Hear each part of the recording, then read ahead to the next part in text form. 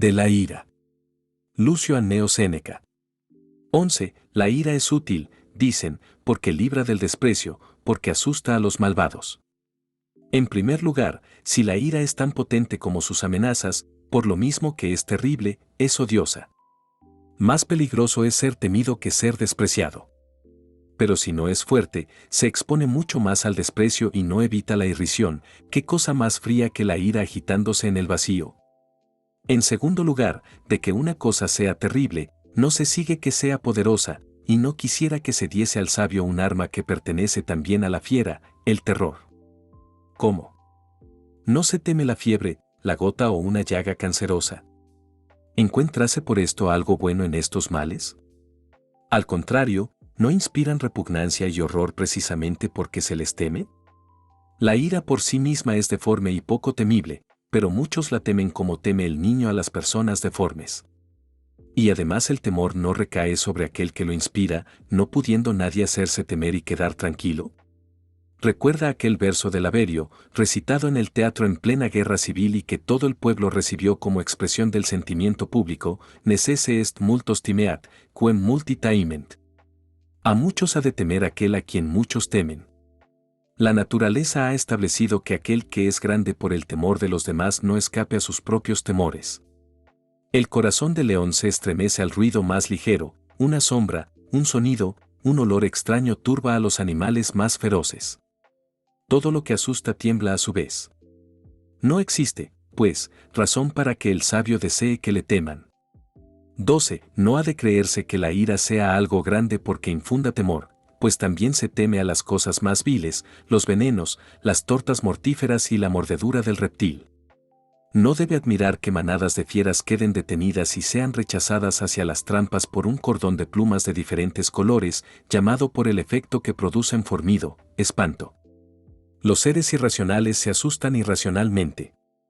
El movimiento de un carro, el cambiante aspecto de una rueda hace entrar al león en su jaula, el gruñido del cerdo asusta al elefante. Así también se teme la ira como el niño a las tinieblas y las fieras a las plumas rojas. La ira no tiene en sí misma ninguna firmeza, ningún valor, pero intimida a los ánimos débiles. Habrás de suprimir de la naturaleza la maldad, dicen, si quieres suprimir la ira, pero no puedes hacer lo uno ni lo otro. En primer lugar, podemos preservarnos del frío, aunque el invierno sea propio de la naturaleza, y del calor, aunque existen meses de verano, bien sea porque las condiciones del paraje pongan a cubierto de las inclemencias de la estación, bien sea que las costumbres del cuerpo triunfen de ambas sensaciones. En segundo lugar, invierte el argumento: necesario es suprimir la virtud del alma antes de dar entrada a la ira, porque los vicios no coexisten con las virtudes. Tan imposible es que el mismo hombre sea a la vez iracundo y sabio, como enfermo y robusto. Imposible es, dicen, suprimir completamente del alma la ira, no permitiéndolo la naturaleza del hombre. Nada hay tan difícil y penoso que la mente humana no pueda vencer, con lo que no pueda familiarizarla constante ejercicio. No hay pasión tan desenfrenada e indomable que no pueda doblegarse al peso de la disciplina. El ánimo obtiene todo lo que a sí mismo se manda. Algunos han conseguido no reír jamás, otros se han prohibido el vino, estos las mujeres, aquellos, en fin, todas las bebidas.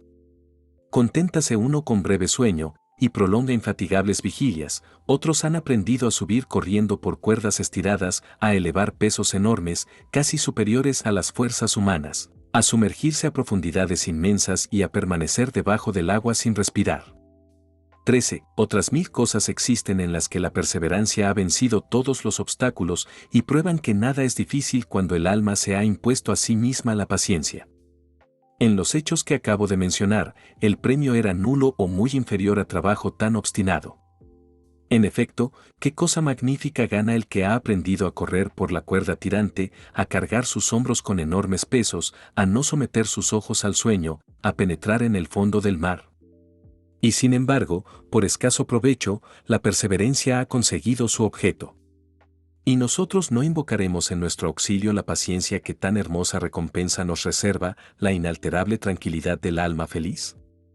¿No es gran victoria libertarse de ese mal tan temible, la ira, y al mismo tiempo de la rabia, la violencia, la crueldad, el furor y demás pasiones que le acompañan? No debemos buscar patrocinio para nosotros mismos, ni derecho a excusarnos diciendo, o es útil o es inevitable, porque qué vicio ha carecido nunca de abogado. No debe decirse que la ira no puede curarse, los males que nos afligen no son incurables, y la naturaleza misma que nos creó para el bien, nos ayuda, si queremos enmendarnos. Además, el camino de la virtud no es, como algunos han creído, áspero y difícil, sino que se marcha por él con planta segura. No vengo a referiros cosas vanas, fácil es el camino hacia la vida feliz, emprendedlo solamente bajo buenos auspicios y con favorable asistencia de los dioses. Mucho más difícil es hacer lo que hacéis, que hay más grato que la tranquilidad del ánimo. ¿Qué más laborioso que la ira? ¿Qué más tranquilo que la clemencia?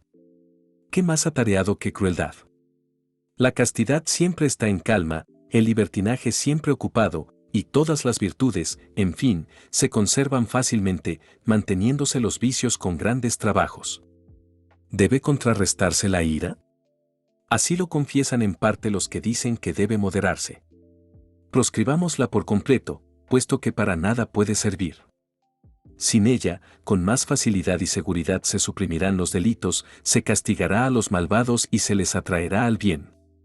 14. Todo lo que el sabio debe hacer, lo hará sin el auxilio de cosa mala, y no apelará al uso de una pasión cuyos extravíos tendrá que vigilar con inquietud. Nunca, por lo tanto, debe admitirse la ira. Podrá fingirse algunas veces cuando sea necesario despertar la atención de espíritus cansados, como se excita con el látigo o la antorcha a los caballos tardos para emprender la carrera. Necesario es a las veces que el temor obre en aquellos con quienes nada puede la razón. Pero irritarse no es más útil que afligirse o asustarse. ¿Cómo? ¿No sobrevienen ocasiones que provocan la ira? Pues en estos casos principalmente se debe luchar contra ella, y no es difícil vencer el ánimo cuando se ve al atleta que solamente se ocupa de la parte más vil de sí mismo, soportar, sin embargo, los golpes y el dolor para agotar las fuerzas de su contrario, y no hiere cuando a ello le impulsa la ira, sino cuando encuentra ocasión propicia.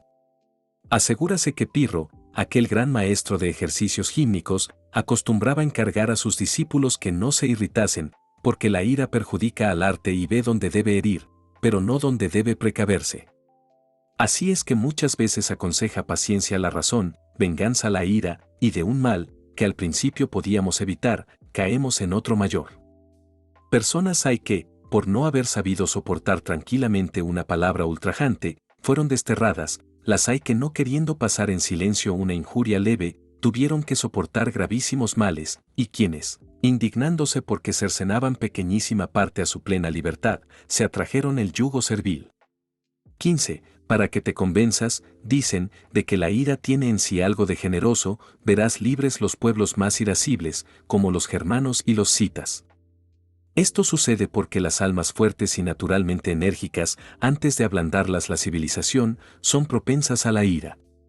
Ciertos sentimientos solamente brotan en los espíritus mejores, como en terrenos fecundos, aunque incultos, crecen árboles robustos, pero son muy diferentes los productos de las tierras cultivadas.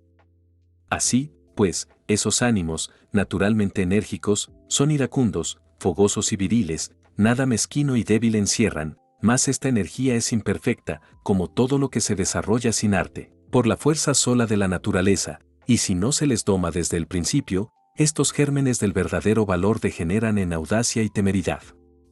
¿Cómo?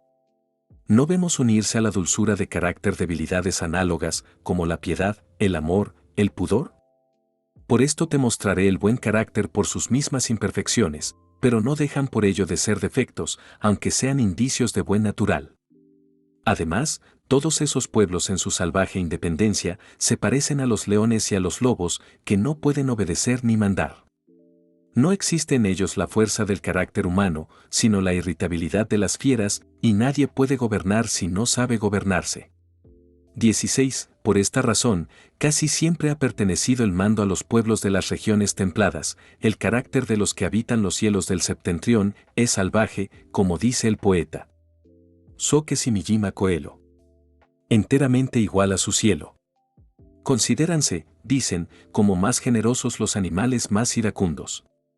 Es grave error presentar los animales como ejemplo del hombre, cuando en vez de razón, solamente tienen impulso, y el hombre, en vez de impulso, tiene razón. Y tampoco les mueve a todos el mismo impulso. Al león le ayuda la ira, al ciervo, el temor, al buitre, la impetuosidad, a la paloma, la fuga. Y es cierto, por otra parte, que sean mejores los animales más iracundos. Concederé que las fieras, que viven de su presa, sean tanto más fuertes, cuanto más furiosas, pero alabaré en el buey la paciencia, en el caballo, la docilidad al freno. Mas ¿por qué rebajar al hombre a tan infelices ejemplos, cuando tienes delante de ti al universo y Dios, que siendo el único entre todos los animales que puede imitarlo, es el único que lo comprende? A los iracundos, dicen, se les tiene por los más francos. Porque se les compara con los astutos y sutiles, y parecen francos porque se descubren, yo no les llamaría francos, sino incautos. Este es el nombre que damos a los necios, a los libertinos, a los pródigos y demás viciosos poco reservados. 17. Algunas veces, dicen, el orador que se arrebata es más elocuente. Di más bien que finge arrebato, porque los histriones, con su energía, conmueven al pueblo, no porque están irritados, sino porque imitan bien la ira. Así es que delante de los jueces, ante las asambleas populares y donde quiera que intentemos mover los ánimos a nuestro impulso, fingiremos en tanto ira, en tanto temor, en tanto compasión, para inspirarla a los demás. Y frecuentemente, lo que no hubiera conseguido una emoción verdadera, lo conseguirá otra fingida.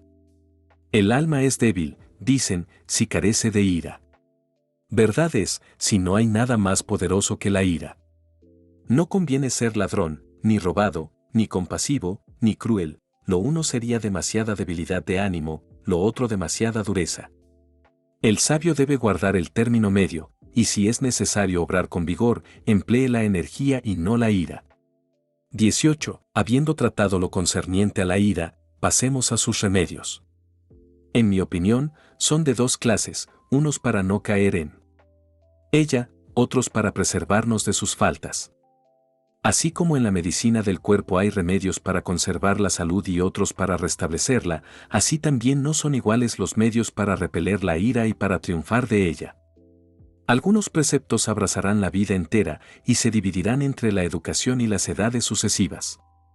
La educación exige especial cuidado, y sus frutos se recogen en lo porvenir, porque es cosa fácil amoldar los espíritus tiernos aún y difícil extirpar los vicios que han crecido con nosotros. La naturaleza de los espíritus, vehementes es harto ocasionada a la ira, porque así como hay 4 elementos, fuego, agua, aire y tierra, existen 4 potencias correspondientes, frío, calor, humedad y sequía.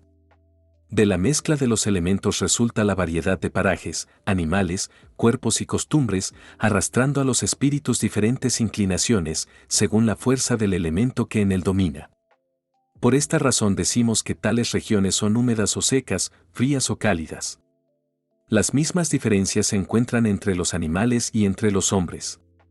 19. Lo importante es en qué medida contiene cada cual el calor y la humedad. La proporción dominante de cada elemento determinará las inclinaciones. El elemento cálido producirá iracundos, porque el fuego es activo y persistente. El elemento frío hará tímidos, porque el frío embota y comprime. Por esta razón, algunos filósofos de los nuestros pretenden que la ira brota del pecho cuando la sangre hierve en derredor del corazón, y no hay otra razón para asignar con preferencia este asiento a la ira, sino que el pecho es la parte más caliente de todo el cuerpo. En los que domina el principio húmedo, la ira crece poco a poco, porque no está preparado en ellos el calor, sino que lo adquieren por el movimiento. Así es que la ira de las mujeres y de los niños antes es viva que profunda, siendo débil en su principio. En las edades secas, la ira es violenta y sostenida, pero sin aumento, progresando poco porque al calor, que ya declina, le reemplaza pronto el frío. Los ancianos son susceptibles y quisquillosos, como los enfermos y convalecientes y aquellos a quienes el cansancio o pérdida de sangre han agotado el calor. En igual condición se encuentran los atormentados por el hambre y la sed, los que tienen sangre pobre y los debilitados por mala alimentación. El vino inflama la ira, porque aumenta el calor, según el temperamento de cada cual. 20. Algunos se enfurecen en la embriaguez, otros, heridos. Tampoco existe otra causa para que los iracundos tengan el cabello rojo y la tez encendida, poseyendo naturalmente el color que la ira da de ordinario a los demás, porque su sangre es muy movible y agitada. Pero de la misma manera que la naturaleza produce temperamentos dispuestos a la ira, así también muchas causas accidentales tienen el mismo poder que la naturaleza. Las enfermedades o padecimientos del cuerpo producen estos efectos, en otros el trabajo, continuas vigilias, noches inquietas, la ambición, el amor, en fin, toda causa que afecta al cuerpo y al alma, prepara la mente enferma a la irascibilidad. Pero estas cosas solamente son principios y causas, estribando todo en el hábito, que si es profundo, alimenta al vicio. Difícil es, sin duda, cambiar el carácter, y no es posible transformar los elementos una vez combinados en el que nace, pero conveniente es saber que a los espíritus fogosos se debe prohibir el vino. Platón cree que debe negarse a los niños, y prohíbe alimentar el fuego con el fuego. Tampoco se los debe sobrecargar de alimentos que dilatan el cuerpo, porque los espíritus se entumecen con ellos. El trabajo debe ejercitarles sin fatigarles, de manera que disminuya su calor sin extinguirse y su excesivo ardor arroje la espuma. También son útiles los juegos, porque moderados placeres aflojan y dulcifican los ánimos. Los temperamentos húmedos, secos y fríos no están expuestos a la ira, pero han de temer defectos más grandes, la cobardía, irresolución, abatimiento y desconfianza.